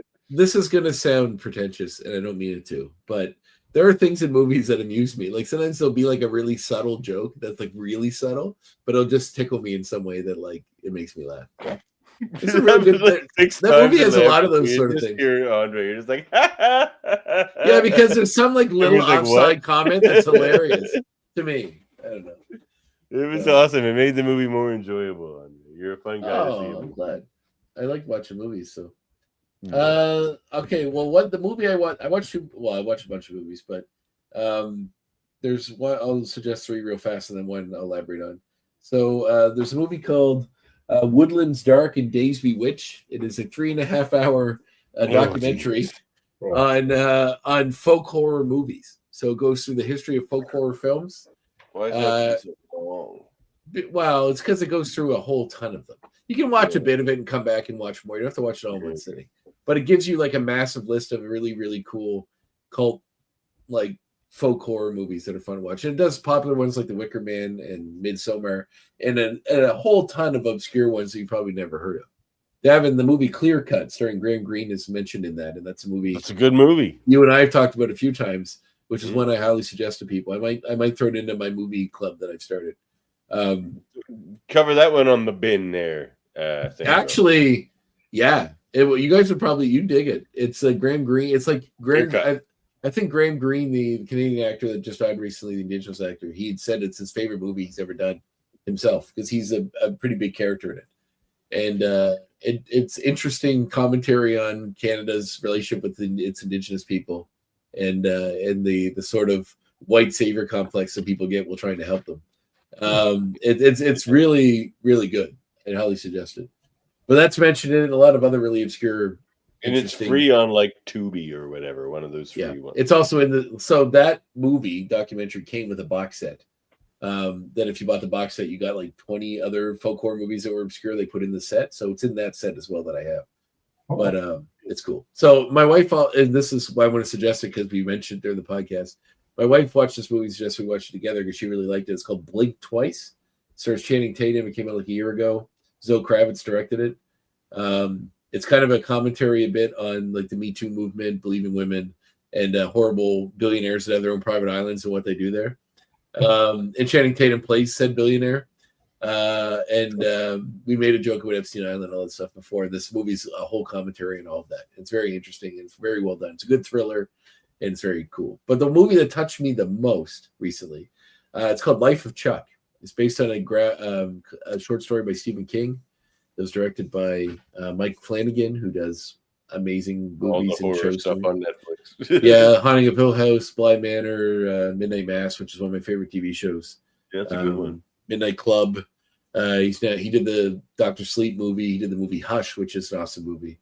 Oculus. Hush was tons of great movies. But anyway, it's his first movie I've seen that's not really a horror movie. It is kind of have elements, but I wouldn't call it a horror movie. And it's got a lot of the actors he uses in his stuff in it. But Tom Hiddleston is like the main focal point, I guess.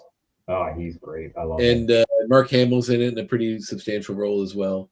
But it's kind of a life-affirming movie that'll make you feel good about life and even maybe a little better about death, which is interesting. So it's very, very good. I'm very sad it didn't get much attention when it came out because it deserved to. I think it should have been at least in contention for a bunch of awards and stuff, but I just feel like it flew under the radar. But it's really, really good. I'd highly suggest it. Life of Chuck. It made me tear up a few times. It's wonderful. All right. Well, I did give you a game assignment for this episode, but we're running a bit late, so let's not do that. Yeah, we'll do it next week. I could do it on the fly because I didn't think about it. So yeah, I'll save it for next week. Anyway, we going with Sandro to do it. Yeah. Sandro's sitting right there. You can jump in. I didn't give Sandro any preparation on this stuff. Save it. All right. Sandro, I'm very curious though. You can't bring we're going to discuss our top 10 biblical kings in order. Yeah. So you start, and then we'll work our way backwards. Yeah, I was under the impression it was something video game related. Why is yours Hep? Nebuchadnezzar, what do you think about it? I thought it was video game related, which is definitely in my wheelhouse. Outside of that, what was it again, Davin? It was related to Midnight Suns. Right. No, we can do that. Let's do it. Do it next week. Let's do it with Sandro. We'll wait. If your kids are just shit to do at school. Well, we're gonna cast our Midnight Suns movie, right? Because there's been rumors of a Midnight Suns rumors, and the rumored cast to me is kind of awful. Like, not that it's awful, but it's not the right rumored cast. Who they like? Well, the characters or the actors? The characters. I was just like, they're all fine individually, but it's just like that's not how I would cobble together a Midnight Suns team myself. Who have they said they were? For one, it's all dudes. It's Blade, Man Thing, Werewolf by Night, Moon Knight, Black Knight, and Wong. Who? Wong? Yeah, and Ghost Rider. That's a pretty good list, dude. No, it's not. And I'll explain why next week. Okay. But that's the teaser for next week's list. We're going to do our 5 main characters and 5 supporting characters for Midnight. I think Man Thing should be a supporting character, but exactly, because he doesn't talk. It's like Groot in the Guardians movies. He's a supporting character. No, Groot's a main teammate, but but he's a supporting character, kind of. All right. Well, you know what? It's late. Let's get out of here. All right. But you know what? What's going on over on this side?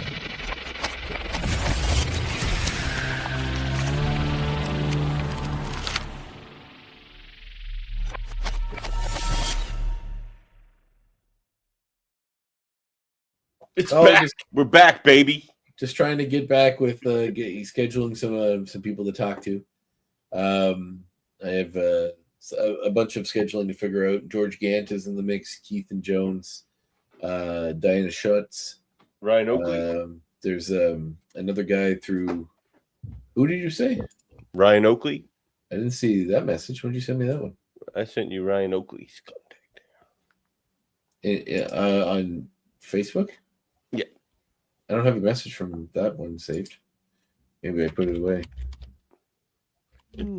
Well, I'll resend you that. Please do, because it's not. I don't see it here. But I'm working on talking with Steve Bissett right now, the artist who did most of the issues of Alan Moore's Swamp Thing run. So very excited about that. Figuring out scheduling to get to talk to him. Yeah, back, baby. Yeah. What's maybe someday I'll be on Sandro's podcast, but me too. They're too cool. They're too cool to ask us. Even though they're pretty cool. Technically, you've been on Sandro's podcast. You haven't been on Sandro and Ben's podcast. That's true. I was on Sandro's. I haven't though. I've never been a wrestler. Oh, well, I don't know what to tell you. I came up with a sweet referee gimmick that Andre should do. I mean, it'll destroy his character, but it's worth. It's so worth. On my way out the door, on my retirement match. Yeah, on your way out the door. I would think it would be a sweet retirement gimmick for you, actually. But yeah, just go on my way. I'll just burn the place down. One day. Yeah, exactly. Just burn all the fans down. Just like I've hated you all this time. Yeah, that's a nice way to go. I had a friend that decided to retire that way, which is pretty funny. He wanted to do it comedically instead of like the whole. We still gave him. I made like a highlight video of his career and stuff, and we did all that. But he still wanted to go out kind of in a comedy way, and it was still actually pretty funny. There's a lot of wrestlers that go out comedy because, like, I don't know, like it's about being memorable, right? It's not necessarily about going out in a cool way. So, no, I sort of respect the Batistas of the wrestling world that just go out crying, covered in, when he retired, he was like all beat up in a wheelchair, and he just quit, like threw a hissy fit and quit, which I thought was really funny. So, it is funny. So what's going on the BS bargain bin in the independent wrestling profiles there, Sandro? So with independent wrestling profiles, I mean, new interview every Monday. Haven't missed one since I started. Just put out interview 76, 77. What bum you got on this episode? This week I had Jason R. Phillips. Oh, nice. Ring announcing on Superkicked. Yeah. And you can find it on the Swear to Pod Network. Post every episode every new Monday. BS Bargain Bin, sadly, again, we've run into some scheduling issues. Our most recent episode, we reviewed Jason X, which was a few weeks ago. Don't recommend the movie, but recommend the podcast. And some of the funner episodes are when you guys watch the really bad movies. When you guys, what was the one, Cutting Class? When you were talking about, there's a scene where there's like a guy that's like, You think he's dead, but they keep cutting back to him still being alive in a swamp like, through the entire episode. And then like you're like, he's still in the swamp, and you're like the swamp is like a mile from the school, but it's taking him like a week to get back to the school. Like and he's like eating sandwiches and he's like in his pocket, and dogs are stealing his sandwiches, just like this weird comedic thing in the middle of it. It was like one of Brad Pitt's like first movies too. It's so funny. Oh really? Just in the 80s, they weren't afraid to take chances on things. Be dumb and bad. They really were. Yeah. And speaking of which, sorry to interrupt you there, Sandro, but I forgot one of my X points, which was all the answers to all the why questions you had about this episode, Andre, because this episode of Evolution was an 80s action romance. It's basically like even complete with speedboat chase. Like this was the most 80s action romance thing ever. Yeah, so that's why they're watching Nightboat.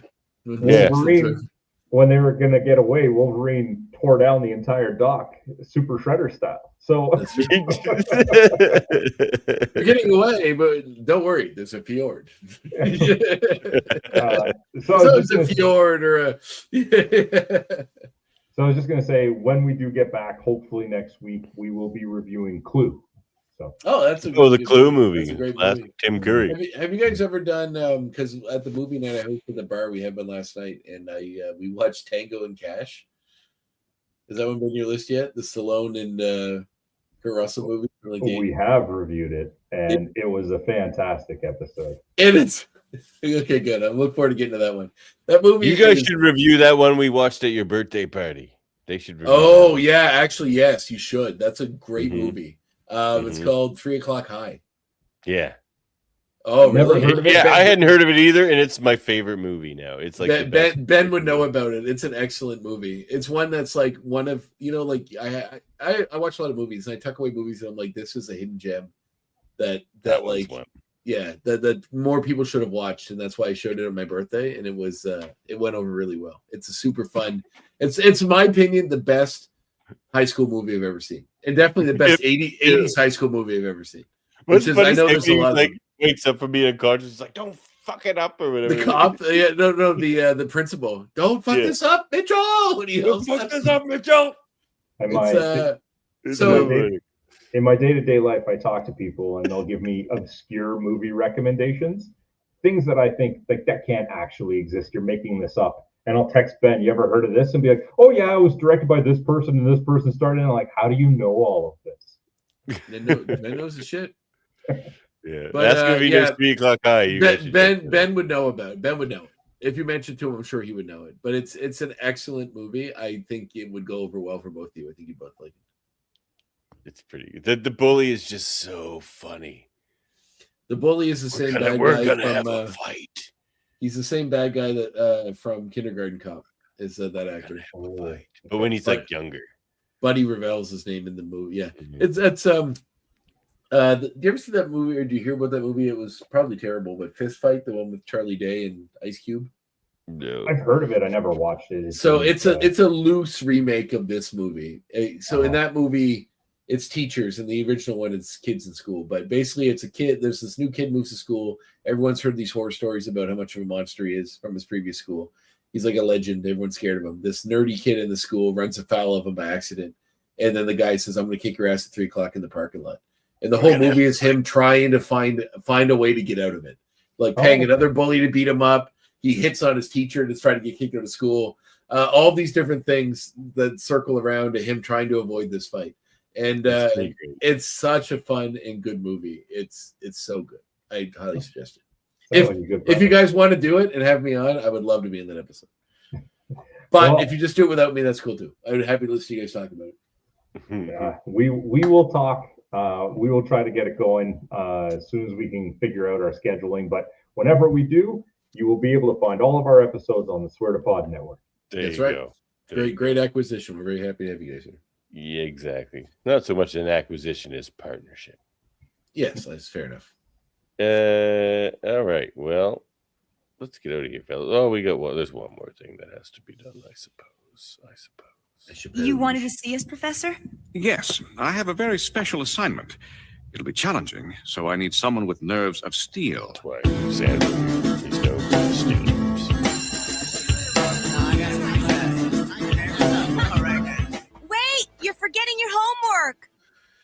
Your homework is to watch the next episode of the show. I should just say that and then not say anything else. Which is the third last episode of this entire show. Oh my. So there's 9 episodes only? Yep. In the season? Okay. This one is entitled Ghost of a Chance, in which it looks like we have a Wolverine-specific episode in which he... I think it's Wolverine. Not going to get that Storm episode, I guess. It looks like... Is that Danielle Morningstar? Oh, is she in it? Cool. Or Moonstar? What's her name? Is that her name? Danielle Moonstar, yeah. Yeah, Moonstar. I think she's in it. So anyway, awesome. It looks like it's not a Wolverine-centric episode. It looks like a younger X-Men-centric episode. Oh man, those are the best ones. I love when they bring in. We get Amara. Looks like we get Danielle Moonstar. Cool. Yeah, looks like more of a Kitty episode based on what I'm seeing here. So, and then after that, we get the Apocalypse 2-parter to end the series. Wah, wah. And we'll do that as a single episode, I think. It's a 2-parter. Is that the plan? Yeah, might as well. You're gonna make me Both watch Brian and Hanif want to join us for that. Oh, gee. The guest stars galore. Yeah. So that's what we'll do. And then you and I got to decide what we're doing next. I guess Wolverine. We were gonna throw in that anime and then do Wolverine and the X-Men, but whatever. We can just jump right into Wolverine and the X-Men. Is the anime much different than do they really tread new ground on it? I mean, we should do it, I guess, because whatever. We have to do every to the X-Men and the Wolverine animes. Yes. They are definitely an experience. Are they worth watching? I definitely don't regret watching them. How many are there? It's just each one only had one season, 10-ish episodes or something like that. They're not super long. Okay. Yeah, we'll do it. There's a Wolverine one too. I thought it was just an X-Men one. I could be wrong, but I believe there's a Wolverine one. I would have to double check, but yeah, it's interesting. It'll be a fun experiment. Yeah, well, we're kind of talking about some of the extraneous, Wait, we're not working. The extra stuff that's been kicking around. So that, I mean, there's Wolverine and the X-Men still as well. There's some of those Marvel animated movies. There's that Hulk versus Wolverine animated movie they did. That one we definitely got to do. Did you guys do Pride of the X-Men? Yes, we did. Oh. Yeah. And yeah, there's a Wolverine anime. We talked about doing the TV shows like Legion and The Gifted or The Gifted. We'll see. Yeah. Each of the animes only had one season. So. There was a Wolverine one? Yeah. Oh, one crap. season of Wolverine anime and one season of X-Men anime. And we'll have the Wolverine Insomnia game. That comes out. Just watch somebody play it. And then maybe some of the comics, pick some storylines and read those. Talk about those too. So you got stuff. You have options. We got stuff to do. We do, but they should just pump out X-Men 97 faster so we can do that now. That would be great. I also really want to do the Silver Surfer. I know it's not related to the X-Men, but the Silver Surfer 90s cartoon. We'll get to that pretty soon, I think, because it's short and we'll have some time to fill between X-Men 97 Season 3, probably. Did you see the next Avengers Doomsday trailer that came out today? I surely did. Did you see it, I'm Ben from Yancey Street, between Broome and Grand. I didn't see it, and don't call me Shirley. Yeah, it shows it's how they're all these people will come back in Doomsday.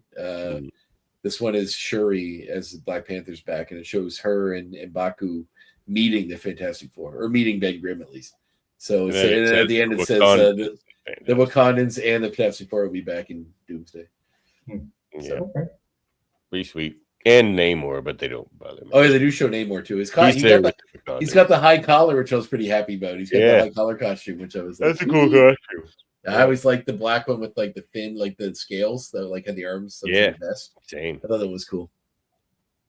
I like Namor. I like that they went Aztec on him. I think it's a nice way to differentiate him from Aquaman and make it fun. It made him super interesting.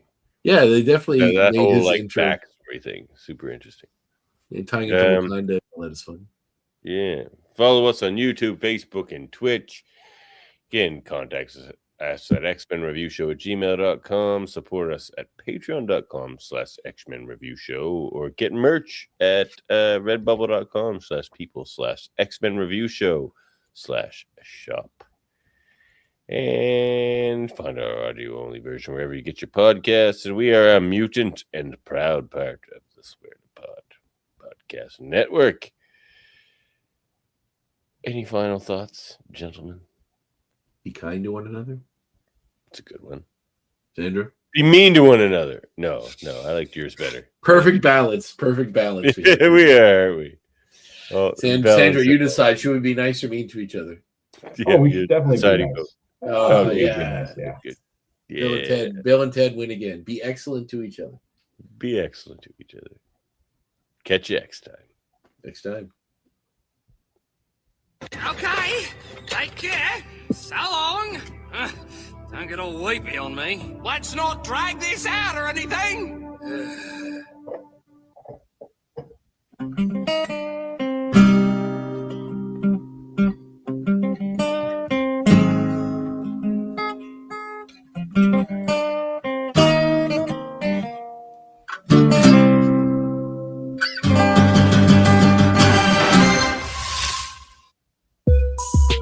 This program is a proud part of the Swear to Pod network.